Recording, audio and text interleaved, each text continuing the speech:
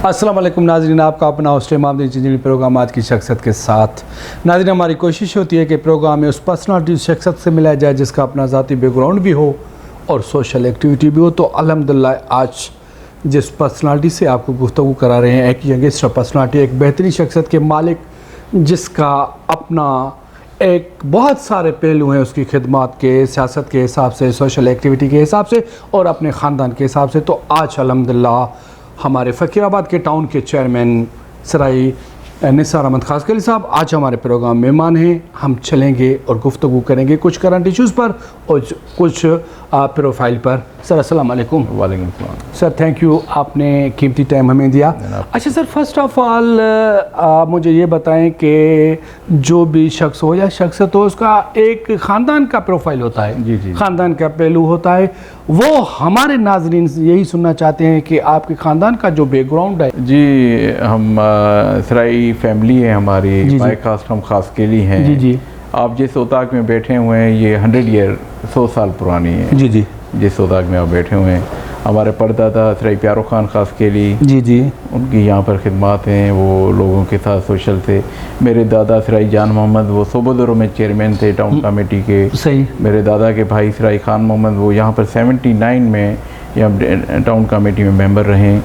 और उसके बाद मेरे अबू, उनका सिंध गवर्नमेंट में वो फूड डिपार्टमेंट में डिस्ट्रिक्ट फूड कंट्रोलर थे। उनकी अनफॉर्चुनेटली अर्ली एज में उनकी डेथ हो गई थी। ही वाज 49 जब उनकी डेथ हुई है। मेरे चाचा जो हमारे रिसेंट उनकी 2012 में डेथ हुई थी, सराई मोहम्मद अली खासकेली, जी जी, वो सिंध गवर्नमेंट में सेक्रेटरी PND की पोस्ट पे वो रिटायर हुए थे। उसके बाद फिर कंसल्टेंट हुए थे, साईं कायम अली शाह ने उनको कंसल्टेंट किया था। तो वो हमारी फैमिली पॉलिटिशियन और फिर ब्यूरोक्रेसी के तसलसल में होती है। अभी भी हम माशाल्लाह हमारे भाई हैं कुछ जॉब्स में। मेरे बड़े भाई IBS है, उन्होंने किया हुआ है, उन्होंने KFC, पेप्सी और बहुत ही अच्छी है कि चेनवन इन कंपनीज़ में उन्होंने काम किया हुआ है। और मेरे बड़े भाई डॉक्टर भी हैं। मैं खुद इंजीनियर हूँ, मैं मैकेनिकल इंजीनियर हूँ, Mehran university of engineering and technology से, जामशोरा से। तो ये हमारी फैमिली। अच्छा सर, आप मुझे ये बताएं कि हर शख्स अपने ख्वाब सजाकर लाइफ सर्व करता है। कोई डॉक्टर बनना चाहता है, कोई इंजीनियर बनना चाहता है, कोई कौन से हिसाब के लेवल से अपनी लाइफ सर्व करता है। तो आपने जो पॉलिटिक्स को चूज़ किया, क्या ये आपके ख्वाब के हिसाब से था या अपने ख़ानदान की रवायत को बरकरार रखते हुए आपने पॉलिटिक्स को ज्वाइन किया? मेरा जो पर्सनली, मैं इंजीनियरिंग मैंने कंप्लीट की थी। जी जी। तो मेरा अमेरिका जाने का सीन था। मैंने अबू को बोला था कि मुझे अमेरिका जाना है। तो फरवरी 98 में मेरे दादा की डेथ हुई, तो फिर सारी जिम्मेवारी अबू के ऊपर आ गई। सही। 10 महीने के बाद अबू की, जब ये दो बड़े हमारे फैमिली में डेथ हुई, तो इस वजह से फिर सब ने कहा कि अभी आप इधर बैठें, क्योंकि मैं फाइनल ईयर में था और मेरे बड़े भाई, अभी हमारे पास उस वक्त हम 18 यंगस्टर थे फैमिलीज़ में। सही। फैमिली में। तो फिर मुझे इंसिडेंटली इधर बिठाया गया कि आप कुछ अर्सा ज़मीनों को, हमारी प्रॉपर्टीज़ हैं, हमारी ज़मीनें हैं यहाँ पर 4 तालके में हमारी ज़मीनें हैं। सही। सोबोदोरो में है, कोडूजी में है, ठरी मीरवा में है, नारा में है, फिर हमें ज़मीनें वहाँ पर भी हैं, टच करती हैं। तो 4 तालका में ज़मींदारी थी। तो बड़ी ज़मींदारी की वजह से सारी फैमिली ने कहा कि भाई आप इधर इनको लुक आफ्टर करें। तो सियासत में बस हादसा भी आ गए हैं। अच्छा सर, दूसरी बात ये कि आप सियासत को कंटिन्यू कर रहे हैं। जो फर्स्ट टाइम आप जब सियासत में आए थे, तो आपके जहन में एक सोच आई होगी कि भाई मुझे ना खिदमत करनी है, इन लोगों की, इन गरीब लोगों की मदद करनी है। क्या आप वही सोच लेकर, आपकी जो सोच थी खिदमत करने की, क्या आपको पार्टी में वही मौका मिला आवाम की खिदमत करने के लिए जो आप सोच कर आए थे? जी देखिए, मैंने आपको बताया कि अभी जो सियासत में 2001 में मैं ज़िले काउंसिल का मेंबर बना था। जी जी। जब मुशर्रफ के दौर में नाज़मी का ये सिस्टम आया था एक्सक्यूज़ मी, तो मैं इधर डिस्ट्रिक्ट काउंसिल का मेंबर बना था। तो मैंने लोगों की खिदमत, हमने 4 साल सारे ज़िले से हमें वोट उठाने थे, हमने की। फिर पार्टी ने मुझे ज़िम्मेवारी दी, कुछ सालों के बाद मैं डिस्ट्रिक्ट का वाइस प्रेसिडेंट बना पाकिस्तान पीपल्स पार्टी का। सही। फिर वहाँ पर लोगों की खिदमत भी की। फिर 2015 में मुझे टाउन कमेटी की टिकट मिली। 2016 में मुझे वाइस चेयरमैन की सीट मिली। सही। 2022 में मुझे फिर काउंसलर की सीट, और 2023 में मुझे यहाँ पर जो हमारी लीडरशिप है, मंजूर हुसैन वसाण साहब, उन्होंने मेरे ऊपर एतमाद करते हुए, पाकिस्तान पीपल्स पार्टी ने मेरे ऊपर एतमाद करते हुए मुझे चेयरमैन की सीट दी। अच्छा सर, शॉर्ट ब्रेक का इशारा मिल रहा है, नाज़रीन हमारे साथ रहिएगा। हम अपने सिलसिले को वहीं से स्टार्ट करेंगे जहाँ से छोड़ रहे हैं। अस्सलाम वालेकुम नाज़रीन, आपका अपना होस्ट इमाम ज़िंदगी प्रोग्राम आज की शख्सियत के साथ सैयद मोहम्मद मुनीर शाह आज हमारे प्रोग्राम में मेहमान हैं। एक मुर्शिद को पॉलिटिक्स में आने की कितनी हद तक इजाज़त है? सच में आपकी फेवरेट शख्सियत कौन सी है? किसी का दाम देंगे तो मैं सही जेब से का दाम दूंगा। अच्छा, आवाम की उम्मीदें आपके ऊपर और आपकी उम्मीदों बड़े हमारे लीडरान तक। आपकी लाइफ का कोई ऐसा वाक़या जो आप आज तक भूल ना पा सके हों?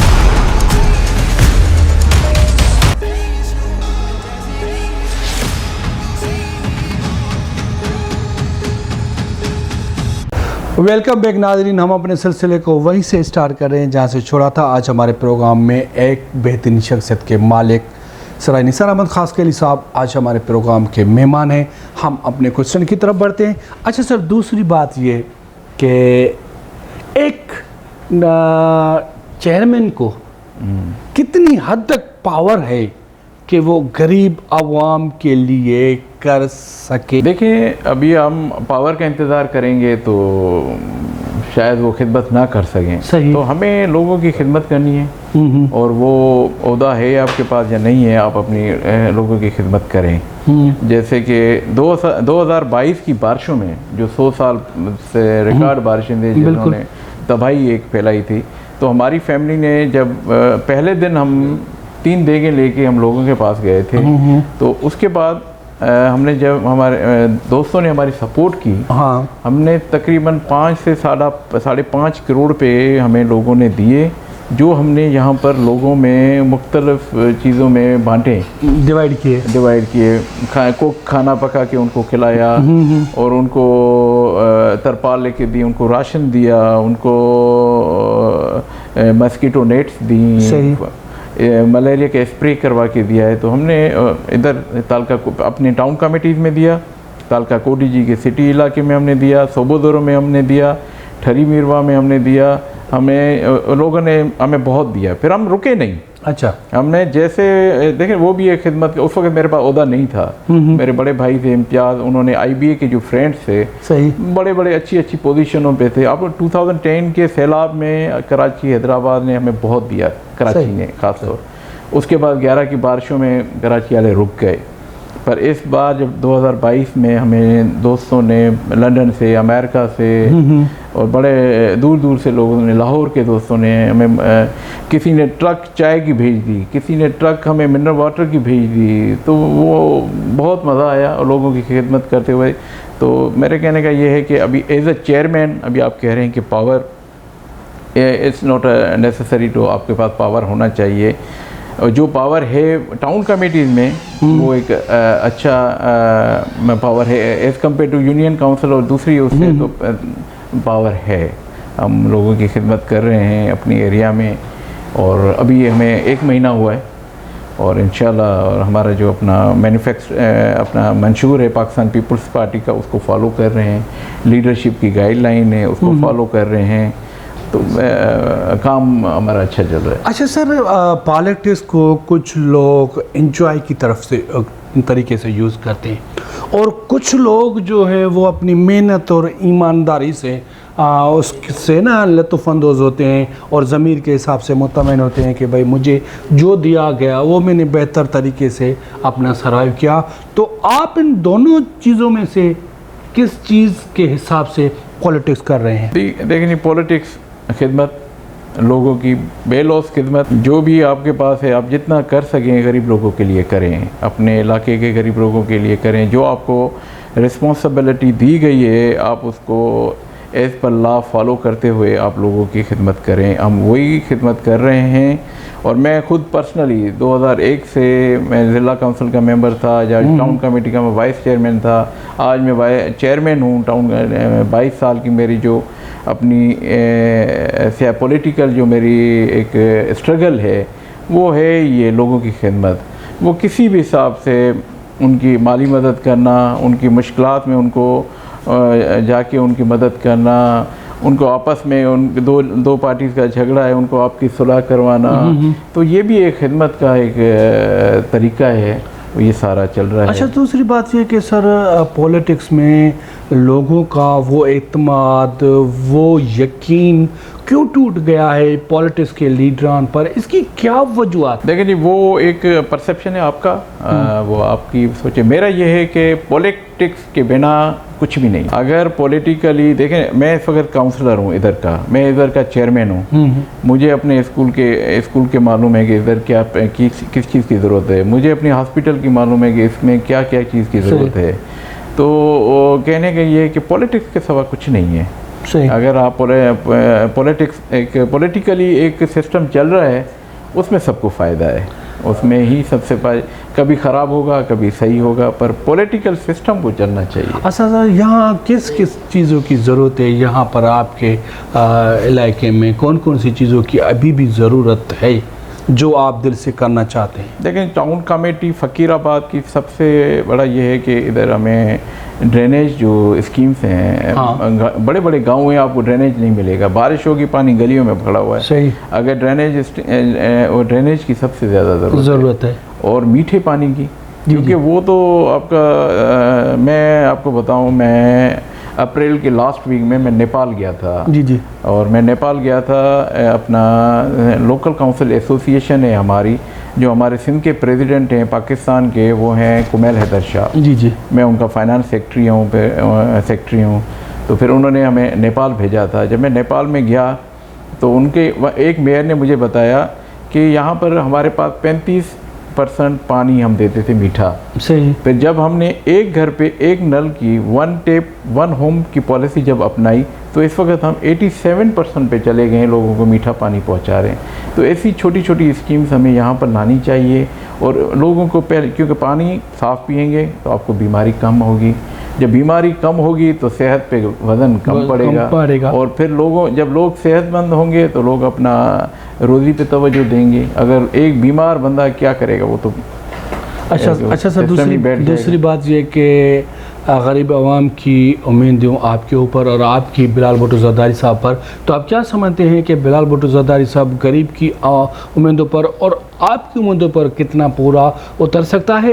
क्या वो मोहतरमा वाला खाल पूरा कर सकता है?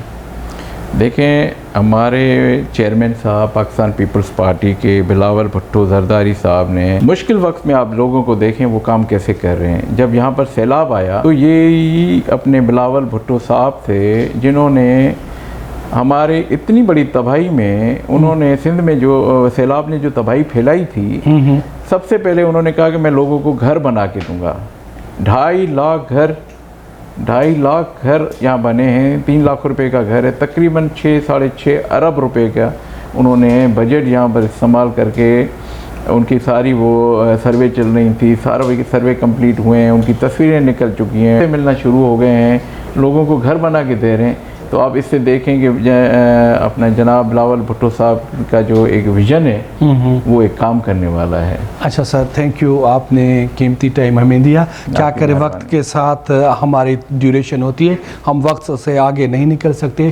सर, लास्ट में आप अपनी तरफ से क्योंकि अल्लाह ने एक तो आपको पीपल्स पार्टी का भी पावर दिया है, और अल्लाह ताला ने आपको वैसे भी बहुत कुछ दिया है, तो आप अपनी तरफ से अपने इलाके की आवाम के लिए कोई पैगाम देना चाहें, या उनकी कोई उम्मीद की किरण के हिसाब से या कमेंट के हिसाब से कुछ अगर उनको कहना चाहें तो आप में से दे सकते हैं। देखें जी, पावर आपने बोला, पावर जो है वो असल आवाम का है। जी जी। और हम इधर आवाम की मदद से यहाँ पर काउंसलर बने, चेयरमैन बने। जी जी। अब आवाम, अभी हमारे ऊपर भी फ़राइज़ हैं कि हम उनकी खिदमत करें, हम उनका बजट जो है हम उनके पास यूटिलाइज़ करें, उनके ऊपर यूटिलाइज़ करें, उनकी life for betterment of their life हम उन पे ख़र्चा करें, ड्रेनेज दें, वाटर सप्लाई दें, स्कूल तो हमारे उसमें नहीं है, पर हम उस पे जाके अब लोगों की जो रिस्पॉन्सिबिलिटी है, लोगों की एक सिविक सेंस, लोगों का भी अपना भी जो है उसको अपना भी ख्याल करना चाहिए, अपनी ड्रेनेज का सिस्टम का सही ख्याल करना चाहिए, अपने नेबर्स का, पड़ोसियों का अपना सही ख्याल करना चाहिए, अपने बच्चों को स्कूल भेज कर अब वो एक ये कर सकते हैं, जब बच्चा एक स्कूल जाएगा तो उसे अच्छे और बुरे की तमीज़ भी आ जाएगी, वो आगे पढ़ के कोई अच्छी लाइफ और कामयाब ज़िंदगी भी गुजार सकता है। तो लोग भी अपनी ज़िम्मेवारियाँ पूरी करें, हम जो पब्लिक रिप्रेजेंटेटिव्स हैं वो भी अपनी ज़िम्मेवारी पूरी करें, तो ये माहौल और ये सिस्टम अच्छा हो सकता है। Thank you sir. नाज़रीन, हम अपने हिसाब से पूरे सिंध के जो भी हमारे टाउन के चेयरमैन है या वाइस चेयरमैन है, जो कुछ भी है, उनका प्रोफाइल इंटरव्यू या उनकी एक्टिविटी आप तक पहुंचाते हैं अपनी ईमानदारी के हिसाब से, लेकिन वक्त और हिसाब इन दोनों को देखकर हमें चलना पड़ता है। लास्ट में आज की खूबसूरत पर्सनालिटी को एक खूबसूरत शेर के साथ दीजिएगा इजाज़त। कल का आज नहीं होता, हर पल भी राज नहीं होता, रहे सर पर हमेशा, दुनिया में ऐसा कोई ताज नहीं होता। Wish you all the best. Pakistan जिंदाबाद।